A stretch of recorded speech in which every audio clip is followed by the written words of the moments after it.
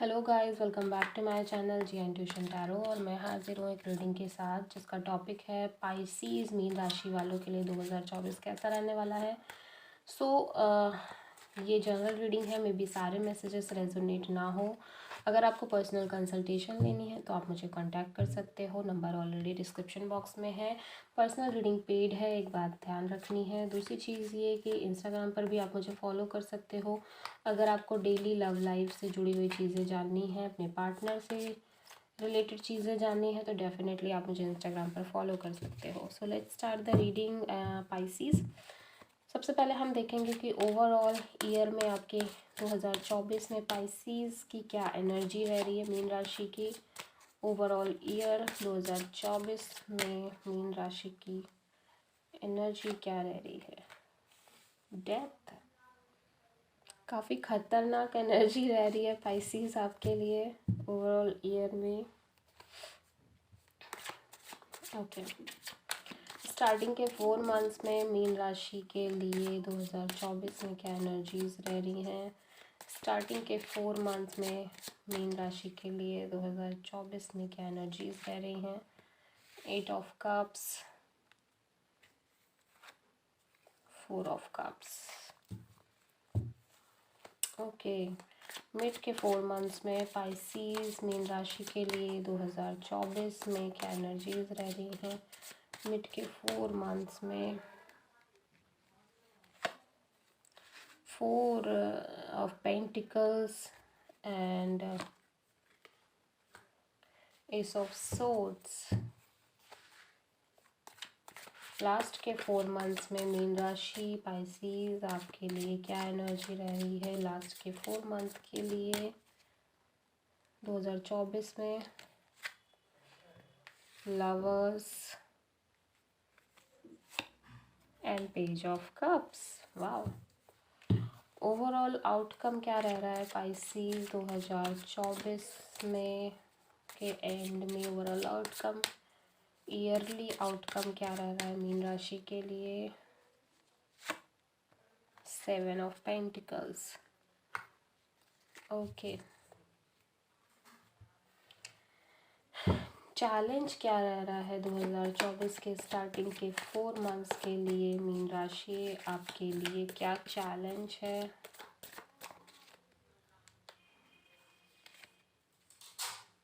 S of swords. Okay,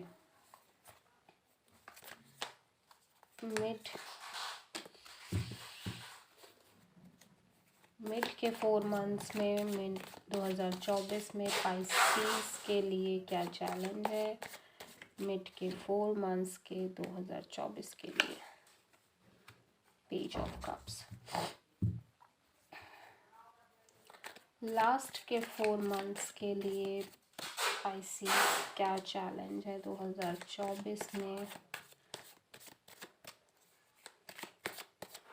last के 4 months 8 of cups. So Pisces, बहुत सारे cups के कार्ड आए हैं, तो definitely cancer, Pisces, Scorpio energy बहुत प्रोमिनेंट नज़र आ रही है। Number 4 is very prominent. ठीक है, आपके लिए मे बी हो सकता है जिनके भी साथ आप डील कर रहे हो और या फिर डील कर रहे थे पास्ट में, वो नंबर 4 या नंबर 4 की एनर्जी किसी तरह से इन्वॉल्व हो। ठीक है, सो जेमिनी, लिब्रा, एक्वेरियस भी है with this lovers card and S of sword. S of sword यहाँ पे 2 बार आया है। ओके, तो देखो ओवरऑल एनर्जी डेथ की दिख रही है, तो देखो किसी तरह की एंडिंग दिख रही है, कंप्लीट एंडिंग दिख रही है।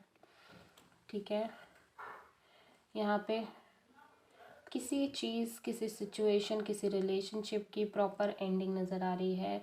और ये एनर्जी एक स्कॉर्पियो एनर्जी है जो कि ओवरऑल पूरे ईयर ही रहती हुई नज़र आ रही है। मतलब आप समहाउ चीज़ों को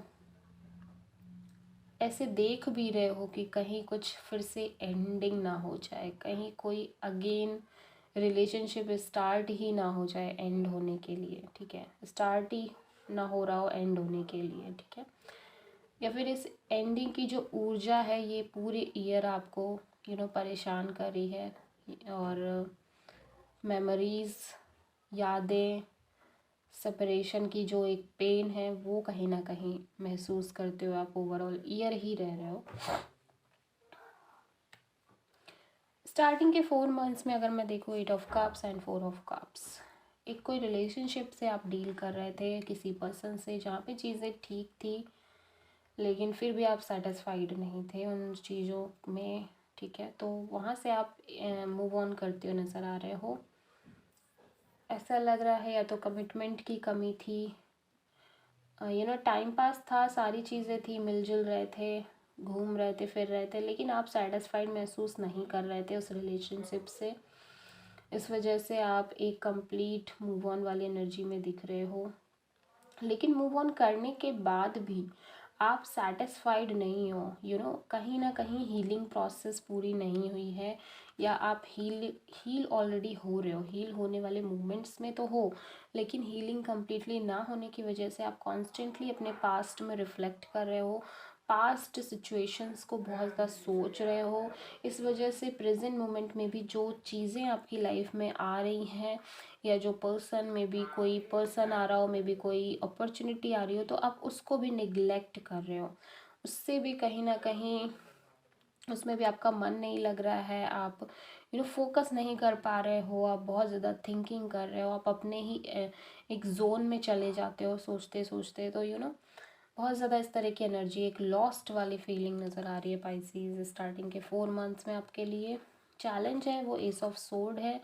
चैलेंज ये है कि किसी भी काम को प्रैक्टिकली स्टार्ट नहीं कर पा रहे हो, सोचने समझने के नहीं पा रहे हो, ज़्यादातर इमोशंस में ही रह रहे हो, प्रैक्टिकलिटी से थोड़ा दूर हो, with this S of sword ऐसा लग रहा है कि कोई न्यू बिगनिंग हो रही है, लेकिन ये थोड़ा सा प्रैक्टिकलिटी मांग रही है ये चीज़ें, लेकिन आप कहीं ना कहीं आपके लिए चैलेंज बन गया है प्रैक्टिकल होके डील करना, सोचना, फिर उस सिचुएशन से को डील करना, ये आपके लिए चैलेंज बन गया है।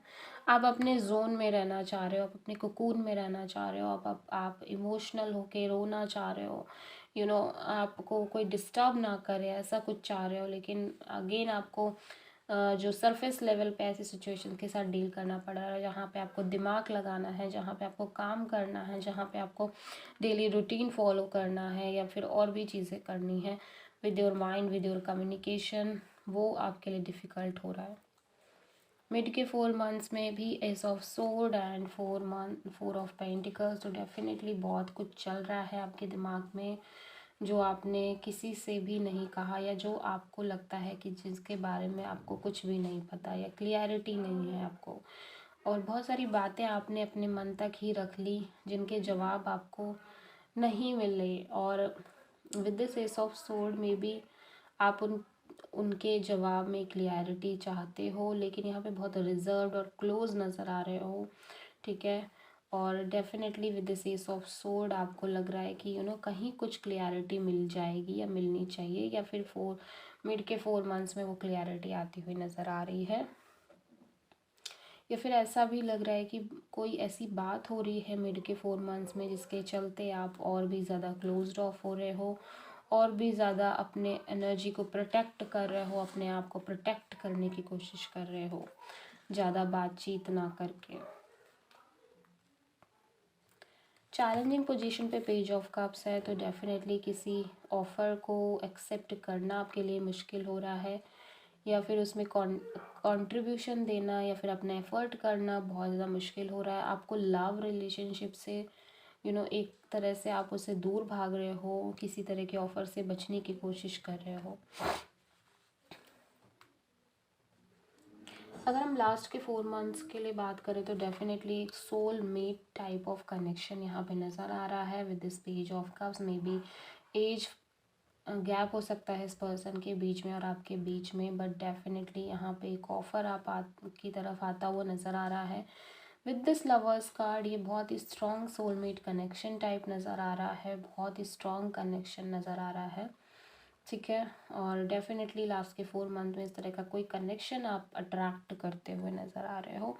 लेकिन चैलेंज भी आपके लिए मूव ऑन करना बन गया है। पास्ट चीज़ों से मूव ऑन करना आपके लिए एक चैलेंज बन गया है, जिसकी वजह से जो प्रेजेंट सिचुएशन में भी जो कुछ हो रहा है वो कहीं ना कहीं आप उन सब से मूव ऑन नहीं कर पा रहे हो, सॉरी उन सब से आप अटैच नहीं हो पा रहे हो, उसमें आप अपना कोई रोल नहीं प्ले कर पा रहे हो Pisces.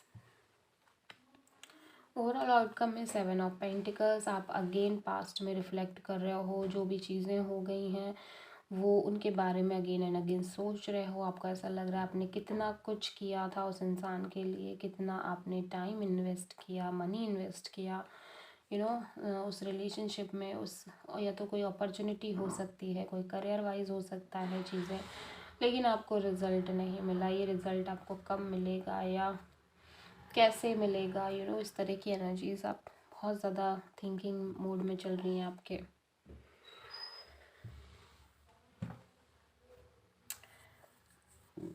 So I hope Pisces आपको पसंद आई होगी, आपकी रीडिंग रेजोनेट करी होगी। अगर अच्छी लगी तो प्लीज़ मेरे चैनल को सब्सक्राइब करें, वीडियो को लाइक करें एंड कमेंट में बताएं कि आपको रीडिंग कैसी लगी। सो मिलते हैं नेक्स्ट वीडियो में, तब तक के लिए थैंक यू।